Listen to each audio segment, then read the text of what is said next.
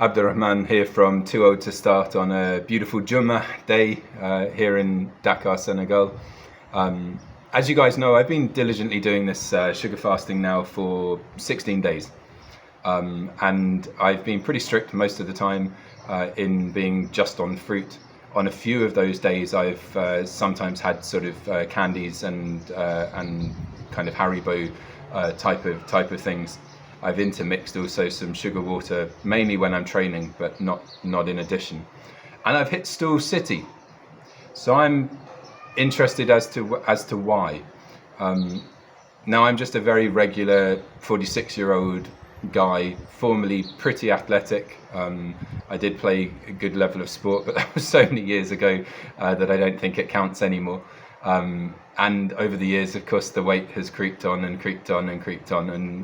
I got to the level where I realized that, hold on, you need to do something about this.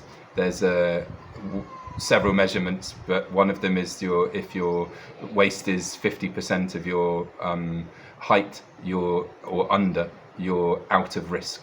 And unfortunately, I'm way above that. I'm actually just on the 55% level. Now, 55% and under is a metabolic shift, where apparently you've got rid of a lot of the dangerous fat and you're now going to see sort of accelerated results, and you should accelerate your way down with a healthier metabolism down to the 50% line and below. But I've hit stool city. I hit stool city. The last 2 days I weighed in at 207.6 pounds. I thought yesterday's weigh-in was because I had candies, and that maybe that was the case. But then today, with yesterday's food, I didn't have anything special at all. I literally just had fruit, and not a lot of it.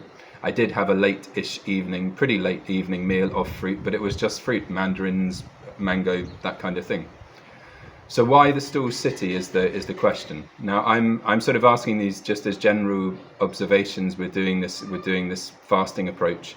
It's important to say I'm not doing the diet approach. I'm doing, because this is meant to be temporary.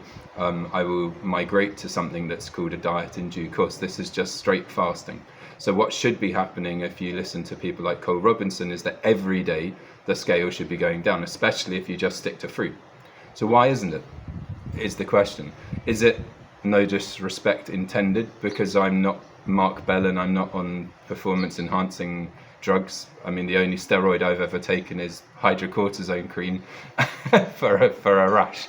So I'm just very, very average.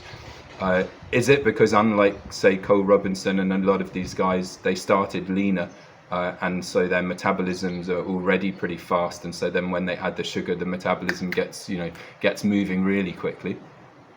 Is it just because I'm 46 and age is a factor? Is it because I'm still fat, right? Still carrying too much fat, and that's not metabolically adaptive or active? I'm not even sure what you're meant to call it. But I wonder. And then the other big question is it that I'm not having enough sugar? I mean, is this the case of where you double down on sugar? It seems completely oxymoronic, if that's the word, or the opposite of what you should do. But should I be absolutely covering my fruit with sugar and drinking honey water and really spiking the sugar levels so that my metabolism starts to sort of really fire and really churn?